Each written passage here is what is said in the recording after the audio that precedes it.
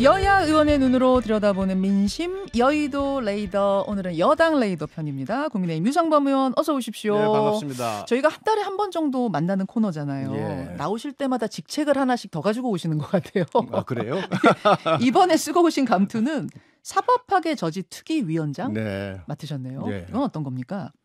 뭐 잘 아시다시피 그 이재명 당대표 사법 리스크 방탄을 위해서 쌍방울 대북 송금 사건 때 대표적으로 술자리 회의 의혹을 선동해가지고 그게 허위로 드러났죠.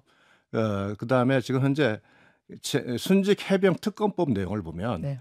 그 인권위원회의 결정조차도 수사 대상을 하고 공수처에 어떤 외압 의혹도 없는데 공수처도 수사 대상으로 하고 그렇게 해가지고 수사에 영향을 미치겠다는 의도를 명확히 보이고요. 중요한 거는 그 규정 안에 보면 공소 취소를 할 수 있는 권한이 있습니다. 이거는 뭐냐면 그 박대령 그 항명 사건 기소한 거를 공소 취소할 수 있는 것으로 만들었는데 다른 기관이 한 공소 제기 사건을 특검에서 취소한다. 이건 완전히 사법의 근간을 흔드는 거거든요. 이런 내용들이 들어가 있고 최근에 단독 법사위를 열어서 보면 네.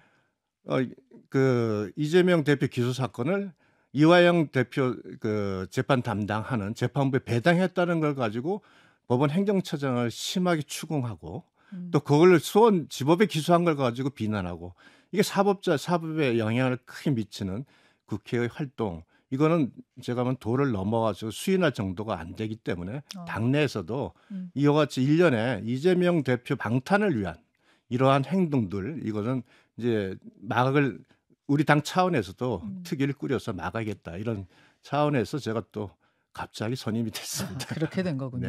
네. 가장 최근에 나온 판결이 이제 이화영 부지사의 네, 1심 그렇습니다. 판결 중형이 선고가 됐고 그로 인해서 이재명 대표도 추가로 또 다른 건으로 또 이제 기소가 되는 이런 상황 속에서 이재명 대표가 어제 이렇게 말을 했습니다. 증거고 뭐고 상식적으로 생각해봐라. 이화영이 바보냐? 북한에 가겠다고 기업에 돈을 수십억씩 대신 내달라고 하면 이게 뇌물죄, 중대 범죄인 걸 아는데 그런 걸 이화영 부지사가 요구했다면 이화영 부지사가 정신이 나갔거나 아니면 바보란 말이냐? 이렇게 어제 지도부 회의에서 공개 발언을 했습니다. 이 부분은 어떻게 보셨어요? 아마 이화영 대표가 법정에서 부인했다면 그런 내용으로 부인을 했을 겁니다. 요 내용으로? 네, 아마 그런 식으로 했을 거로 생각이 됩니다. 통상적으로 주장하는데 북한의 경우에는 북한에 방북을 하거나 무슨 행위를 하려면 항상 그 사례금이 늘 있어 왔습니다. 대북 관계를 전담한 사람들은 아주 뭐 누구나 다 잘 아는 내용인데요. 이 내용은 좀 재미있게 구성이 됩니다. 처음에 이 판결과 관련돼서 재판이 진행 중이었습니다. 그때 이재명 대표는 나는 전혀 모르는 사실이다. 관계없다고 얘기했습니다. 예. 그러면서 이화영 그 부지사가 이재명 대표에게 보고를 했다고 한 진술하는 내용이 언론에 공개되면서부터 예. 그때부터 술자리 회의 의혹, 이화영 부지사 부인을 찾아가는 회유, 법정에서 부부간 다툼, 피고인이 모르는 변호인 선임, 하여튼 이런 문제들이 쭉 일련의 사태가 일어나면서 사법 방해의 굉장히 논란이 컸지 않습니까? 그런데 그렇게 노력했음에도 불구하고 결국은 유죄가 확정이 됐고요. 그리고 유죄 확정되면서 이화영 부지사 또는 김성태 회장의 진술이 그 관련된 진술이 상당 부분 그대로 다 인정이 됐습니다. 그럼으로써 이화영 부지사가 사실상 대북 송금과 관련돼서 쌍방울로 하여금 스마트팜에 500만 원, 이재명 대표의 방북과 관련된 비용 300만 원을 납부한 것이 사실도 인정이 됐지 않습니까? 네네. 이 상태에서 300만 달러. 300만 달러. 예. 자, 이렇게 되니까 결국은 지금 본인이 몰랐다고 주장하는 내용, 그 재판 중에 주장했던 부분입니다. 이 부분이 이제 1심 판결에 의해서 이화영 부지사가 평화부지사로서 그 당시에 이재명 대표가 방북을 추진했다는 것은 누구나 다 명확한 사실이고 대북 사업도 추진한 게 나왔는데 그 부분은 인정이 된 이후에 그럼 이화영 부지사가 유죄로 인정하고 하고 나면 결국은 이재명 대표가 나는 몰랐다고 하는 부분, 즉 부지사가 그런 관심 있는 업무를 수행하는데 도지사가 몰랐다 하는 주장이 설득력이 없어집니다. 그러니까 다시 돌아가서 이화영 그 1심 판결 자체가 잘못됐다고 주장하는 거죠. 이건 뭐냐면 이게 소위 말하는 메시지가 아니라 메신저를 공격하는 형태의 대응입니다. 메신저를 공격하는 형태의 대응. 그러니까 내용보다 판결 자체가 자체를 틀렸다라고 잘못되고 부정해버린다. 함으로써 본인이 나는 몰랐다고 하는 주장, 네. 그 주장이 말이 안 되지 않냐라고 그 공격을 많이 받았거든요. 그 주장의 말이 안 된 것에 대한 설득, 그 대국민 설명의 그 효과성이 떨어지는 부분을 피하고 아예 그 자체를 이렇게 부인하는 거죠. 근데 이제 이재명 대표는 이 이화영 부지사 판결에 대한 언론 보도가 지금 상당히 뭐 왜곡 조작되고 있다 하면서 검찰의 애완견 같이 언론들이 이제 굴고 있다 이런 발언을 해서 좀 파장이 있었어요. 네. 이 부분은 어떻게 보셨습니까? 뭐 검찰 민주당이 하는 얘기면은 저희 비판 없이 해주는 여러 언론도 있지 않습니까? 그러면 그거는 애완견이 맞지 않겠습니까? 근데 이재명 대표와에 반하는 또 기사를 쓰는 그런 언론도 있다면 그 언론도 애완견인가요? 즉 검찰의 수사와 관련돼서 우리 사회부에서 기사를 쓸 때는 정말로 팩트 체크를 하고 기사를 씁니다. 수사 내용이 어떤 건지, 그다음에 판결이 어떤 건지 그걸 그 사회부 기자들은 1번이 팩트 체크거든요. 그걸 통해서 기사를 쓰니까 이거는 지금 아주 정말 왜곡된 언론관 또 본인이 갖고 있는 그 언론에 대한 생각, 즉 나를 지지하지 않고 나를 비판하는 내용의 기사는 사실상 내 적이다. 그러니까 그 공격을 하는 거죠, 그렇게. 그러니까 언론관 자체가 전 문제가 굉장히 심각하다고 봅니다. 야당을 그럼 지지하는 뭔가 옹호하는 기사를 쓰면은 그건 야당의 애완견이란 말이냐? 지금 그 말씀이신 거예요? 그 논리대로라면? 네, 그렇죠. 도대체 어떤 부분을 왜곡 조작이라고 받는가 하고 좀 짚어봤더니 안부수 전 아태교류 협회장 이분의 1심 판결에서는 쌍방울이 북한에 돈 준 이유를 쌍방울 주가 조작 때문이라고 했다는 거예요. 근데 이화영 재판부는 왜 이재명 지사 방북용 뇌물이라고 딴소리를 했느냐. 이렇게 다르다. 이걸 보도해라. 이제 이런 거더라고요. 그건 어떻게 그걸 아세요? 분석해서 네. 한국일보에서 아주 잘 보도를 했더라고요. 분석 보도를 했습니다. 안부수 사건에서는 예. 800만 불 자체에 대한 그 기소를 한 게 아닙니다. 안부수 사건은 그 대북 사업을 하는 과정에서 조평통의 실무 담당자, 그다음에 조평통 위원장 이 사람들에게 방북을 위해서 돈을 준 요 과정을 정리해서 징역 3년 요리인가 그 부분이 기소됐고 그 부분은 사적 이익을 위해서 그걸 관여했다고 해서 인정한 부분이고. 그러니까 안부수라는 사람이 대북 송금의 브로커 역할을 한 게 맞냐 그러냐 그것만 딱 본 거예요. 본 거고 그렇습니다. 그러면 이 사람이 브로커 역할을 한 게 이제 인정이 됐는데 이 사람이 브로커 역할을 한 그 800만 달러의 송금의 그때는 김성태 이유는 뭐냐는 안 나와요 거기에. 그렇죠. 거기는 안 나옵니다. 김성태가 회장이 그 당시엔 도주하고 있었거든요. 해외 도피하고 있었지 않습니까? 그래서 기소된 사건은 그 한국일보에 아주 잘 정확하게 보도를 해놨더라고요. 예, 그래요. 네. 그러니까 아예 지금 이 사건의 논점이 다른 겁니다. 아하. 거기에는 뭐 쌍방울이 주가 조작 때문에 대북 송금을 하는 거라고 적시된 것도 없습니까? 그럼 안부수 판결문에는? 예, 그렇습니다. 제가 뭐 판결문 다 읽어보지는 않았는데 기사 내용 잘 분석해놨는데 거기에는 그런 부분에 대한 부분은 아예 재판 판결문의 자체가 나와 있질 않습니다. 그렇게 지금 언론 보도 나왔고요. 실제로 그거는 제가 알기로는 인용한 것이 국정원의 보고서를 가지고 인용한 걸로 알고 있습니다. 그 국정원 보고서에는 그 내용이 쌍방울 주가 조작 때문에 쌍방울이 돈 보냈다 이렇게 돼 있다는 거는 그건 또 어떻게 알고 계세요? 근데 그 부분에 대해서는 검찰에서 그 얘기를 하지 않습니까? 그 보고서 안에 보면 실제로 대북 사업을 추진했다는 내용도 같이 들어있기 때문에 그 보고서가 실제로 유효한 증거 자료로 이번 유죄의 증거 자료도 사용됐다고 합니다. 그러니까 일부 내용만 발췌해서 얘기를 한 겁니다. 취사 선택을 해서 지금 얘기하고 있다. 항상 그 자료 전체를 얘기하지는 않지 않습니까? 자, 유상범 의원의 이 대북 송금과 관련된 재판 지금 해석을 좀 듣고 있는데 이재명 대표가 재판 중인 다른 건도 하나 있죠. 곧 재판 결과가 나올 걸로 보입니다. 여름쯤으로 좀 예상이 되고 있는 위증교사 사건이요. 위증교사 혐의 재판. 이것과 관련해서 어제 국민의힘의 박정훈 의원이 위증교사 혐의의 증거로 지금 제출이 돼 있는 녹취 파일을 공개했습니다.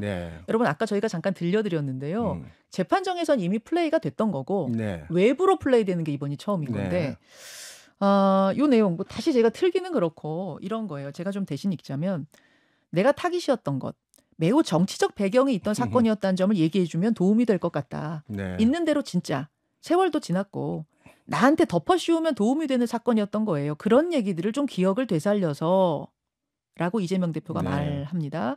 그래서 이제 성남시장 비서 출신 김진성 씨가 수행비서였죠. 수행비서였죠.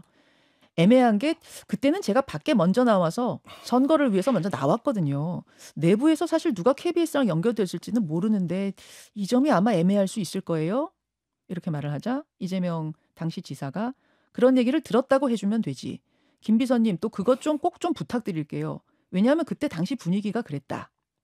요렇게 이야기하는 부분이 어제는 다 전체 다는 아닌 것 같고 4분. 예, 4분 정도 네, 편집해서 그렇습니다. 근데 이제 민주당에서는 그냥 있는 대로 말하라고 이야기한 것이지 이게 위증교사를 시킨 것은 아니다. 지금 여기에 대한 어제 반응은 그렇게 나왔습니다. 어떻게 생각하세요?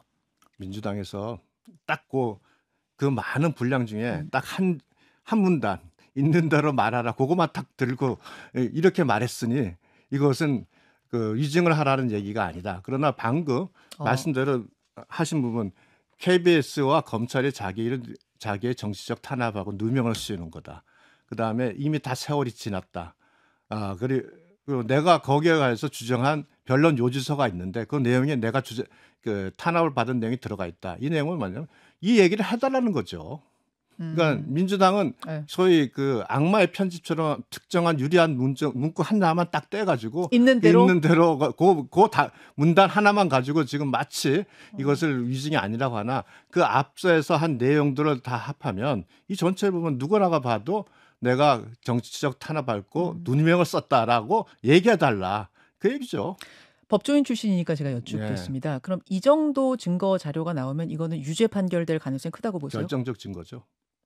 이건 직접 당사자가 위증을 한 사람에게 그와 같은 내용으로 소위 정치적 동기에 의해서 얘기가 됐다는 걸 진술해달라고 요구하는 거 아닙니까? 이 정도 사안이 이게 지금 선거법 위반인 거잖아요. 선거 토론회에서 이제 거짓말했다 그거니까 이렇게 그렇죠. 될 경우에는 그게 무죄가 났고 거기 무죄 났을 때 이 사람이 증언을 해가지고 무죄가 나는 결정적 증거가 됐는데 나중에 위증이 된 겁니다. 이 정도면 그러면 어느 정도가 나옵니까, 형이? 원사건을 무죄를 받는데 중요한 역할을 했기 때문에 이 정도 되면 벌금형으로 가기는 벌금형보다는 징역형으로 갈 가능성이 있습니다. 아, 그렇습니까? 네. 징역형으로 간다는 건 이건 뭐 의원직 실형은 아니더라도 그러니까 뭐 교도소에 가는 실형은 아니더라도 집행유예가 붙을 정도의 그 징역형은 나올 수 있다고 생각합니다. 자, 이게 이제 워낙 중요하다 보니까 여름 정도에 나올 판결 앞두고 이미 여야가 굉장히 민감하게 주고받고 있는 상황인 것 같습니다. 공방을. 저희가 좀 어제 나왔던 이슈들을 짚어봤고요. 국민의힘 내부 얘기로 가보죠. 유정범 의원님. 뭐 내부 얘기 할 얘기도 많지 않은데. 내부 얘기를 더 잘하시잖아요. 내부 얘기. 지금 당권 주자들 발걸음 굉장히 빨라지고 있는데 일단 유 의원님은 출마 생각 전혀 안 하세요? 예, 제가 출마 생각을 해본 적이 없습니다. 당대표든 최고위원이든? 요 시간까지. 요 시간까지는? 그런데 생각이 없다는 거에 방점을 주시기 바랍니다. 알겠습니다. 지금 선거 판도는 어떻게 읽고 계세요? 당대표 선거? 뭐 언론에서도 뭐 계속 주목하듯이 또 여론조사 결과도 보면 일단은 현재 한동훈 전 비대위원장이 이제 출마를 한다면 상대적으로 좀 유리한 위치에 있는 것으로 그렇게는 파악하고 있습니다. 이미 어대한 이미 해보나 마나 한동훈 위원장이 되는 거야 이런 분위기는 아니라고 보세요? 글쎄 그건 저는 과거에 우리 지난 대선에서 우리 당내 경선 과정을 한번 돌이켜 보시면 당시 홍준표 전 대구시장이란 윤석열 그 현 대통령께서 이제 경선을 했는데 그 당시 홍준표 대구시장이 3%에 시작한 거 아시죠? 알죠. 그러나 마지막에 여론조사에 역전하고 뭐 그러면서 굉장히 경합을 했었습니다. 결국은 지금 현재 단계에서 여론에서는 한동훈 그 비대위원장이 유력한 것이 맞고 뭐 어대안의 말이 나올 수도 있겠습니다만은 또 한 달간의 과정 속에서 또 어떻게 될지는 뭐 또 우리 경선하는 분들의 역할 또 그 과정 속에서의 그 당원들 또 국민들에게 어떤 식으로 어필하냐에 따라서 또 변화가 또 생길 수 있지 않겠나 이렇게 생각을 합니다. 아, 어대한이라고 막 지금 제목도 나오고 이러는데 여기까지는 동의하기 어렵다.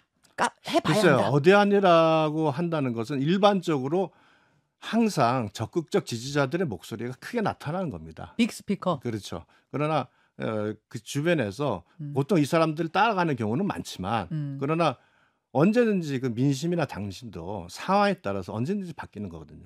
지금 약간 바뀔 수도 있는 가능성 같은 걸 보세요. 쭉 당심을 이렇게 두루 지지자들 마음 보면. 대체적으로 현재 네. 한동훈 위원장이 뭐 유력한 부분이 있는 건 맞습니다. 네네. 그러나 제가 말씀드린 건 과거에 그 사례들. 불과 얼마 전에 봤듯이 그 홍준표 시장이 그렇게 아주 선전을 하는 사례를 보면 언제든지 그거는 물론 그건 좀 길고 그렇게 좀 국민적 관심이 큰 게 다르긴 합니다만 예. 변화의 가능성을 우리가 항상 열어놓고 생각을 해야죠. 예. 1대1 구도까지도 만들어질 수 있다고 보세요. 왜냐하면 마지막에 1대1이 돼야 이게 뭔가 기존의 예상을 뒤엎는 반전이 나오고 그러는데 1대1 구도가 만들어질 거라고 보십니까? 글쎄요. 지금 현 단계에서 워낙 기간이 짧기 때문에 예. 1대1로 만일 조금 시간이 있었으면 모르겠지만 만약 여러분이 나오신다면 1대1 구도로 가기에는 조금 어려운 부분은 있을 것 같습니다. 있을 것 네. 같습니까? 아니 어떤 이야기들이 나오냐면은 지금 이제 한동훈이 아닌 다른 누군가에게 전폭적으로 힘을 실어주는 어떤 다수 지지층이 나오면 특히 이제 대통령을 지지하는 이른바 친윤계 지지층이 움직여서 한 후보를 전폭적으로 지지하면 그러면 1대1 구도가 이게 만들어질 수도 있을 거다. 뭐 이런 관측이 나오더라고요. 근데 인위적으로 되시기는 어려운 것 같고요. 다만 그거는 이제 그 후보가 예. 또 충분하게 어필이 된다면 예. 자연스럽게 또 그런 구도가 뭐 만들어질 수도 있지 않겠습니까? 네. 만약 친윤계 지지층에서 야, 이 사람을 좀 우리가 대항마로 한동훈의 대항마로 좀 밀어주자라고 한다면 그 누가 될 가능성이 지금에선 가장 커요? 왜냐하면 보이는 후보들이 전부 다 이른바 비윤 후보로 보여서요. 나경원 의원도 그렇고 윤상현 의원도 그렇고 말입니다. 글쎄 갑자기 뭐 사람까지 선택하라니까 저희 뭐 민심을 잘 보고 계실 테니까 당내 민심. 당내 민심에서는 현재까지는 이게 아직 본격 스타트가 되지 않다 보니까 그렇게 뭐 누가 뭐 저희 한동훈 대항마로서 누구가 좋다라는 그런 것까지는 수면에 올라오지는 않은 것 같아서 제가 구체적으로 어느 분이다 답하기는 좀 아직은 좀 쉽지 않네요. 나경원 의원하고 윤상현 의원은 나오긴 나올 것 같죠, 이분들은? 아마 나오실 걸로 좀 예상이 됩니다. 윤상현 의원 같은 경우 또 그전 벌써 좀 스타트를 빨리 하셨고. 맞아요. 네. 원희룡 전 장관. 원희룡 전 장관은 어떨 것 같습니까? 저도 뭐 굉장히 유력한 주자라고 생각을 하는데 다만 지난 그 총선에서의 패배가 생각보다는 좀 충격이 크지 않았나. 그래서 그게 우리가 말하는 젖잘싸라고 하는 정도의 수준에 갔을 때 가지고 있는 이제 원희룡 장관의 어떤 그 위상이라면 괜찮았을 텐데 본인은 이제 사실은 그 수준이 못 되다 보니까 약간은 그 다시 출발하시는 데는 쉽지는 않을 것 같다 하는 생각은 납니다. 그리고 실제로 저희한테 들려오는 얘기도 원희룡 장관께서 어떤 활동을 하거나 의사를 가지고 움직인다는 얘기는 전혀 제가 듣지를 못해서. 그렇습니까? 사실은 제가 이 질문 왜 드렸냐면은 원희룡 전 장관이 뭐 여론조사했는데 꽤 높게 나오기도 하고 하나도 움직이질 않고 계시는 것에 비하면은 상당히 높은 수치가 나오기도 했고 기본 인지도가 당연히 높으니까. 그리고 이제 뭐 친윤계에서 그나마 비윤 색채가 덜한 원희룡 전 장관 손을 잡고 밀어주지 않겠느냐, 전폭 지지를 보내지 않게 이런 뭐 기사들이 나오길래 제가 그냥 확 여쭸어요. 정치권의 해몽 기사들이 요새 뭐 재미있게 나오죠. 그게 재밌는 소설이에요. 원희룡 전 장관 아직까지는 뭐 팩트에 기반한 거는 같지 않고요. 해몽 기사에 가까운 것 같습니다. 그래요. 나경원 의원은 어떻습니까? 나경원 의원과 결국 손잡지 않겠냐, 나이 연대. 이거 나경원 의원이 좀 불쾌해하긴 했습니다만 다시 나이 연대 얘기가 나오고 있습니다. 나경원 의원께서 조금씩 어떤 그 출마에 관련되는 그 말씀들이 약간씩은 변화가 있는 것 같고 조금 더 출마하는 대로 기울어지고 있지 않나 저는 이렇게 좀 생각을 합니다. 이른바 대통령을 지지하는 이제 친윤계의 지지를 받은 후보로서의 나경원 의원의 등판 가능성도 있다고 보세요? 뭐 친윤계라고 하는 개념을 이제 너무 이분법적으로 말씀하시면 좀 곤란한데 기본적으로 현재 당심 상당 부분은 분명히 한동훈 그 위원장이 가 있는 건 맞습니다. 그러나 제가 말씀드렸듯이 결국은 이 경선 과정 잠시만요, 위원님. 한 5분 정도만 입으로 좀 넘어가서 마무리는 해야 될 것 같아요. 일단 광고 듣겠습니다. 유상범 의원 함께하고 있는데요. 네, 가지 못하고 남아 있습니다. 그냥 이 여당 레이더는 입으로 자리 잡으면 안 되나요? 늘 시간이 모자라가지고 늘 이렇게 입으로 네. 넘어오게 되는데 무슨 얘기하다 말았냐면 전당대회. 네. 그러니까 한동훈 전 위원장의 아주 원사이드한 전당대회가 되지 않겠느냐. 이미 너무 압도적이야. 이런 이야기, 어대한 이야기가 나오고 있는 상황 속에서 다른 한 명 정도가 좀 뭐 대항마로서 띄워줘야 흥행도 되고 뭐 이러지 않겠냐는 이제 이런 이야기에는 네. 동의하세요? 아무래도 흥행 차원에서 네.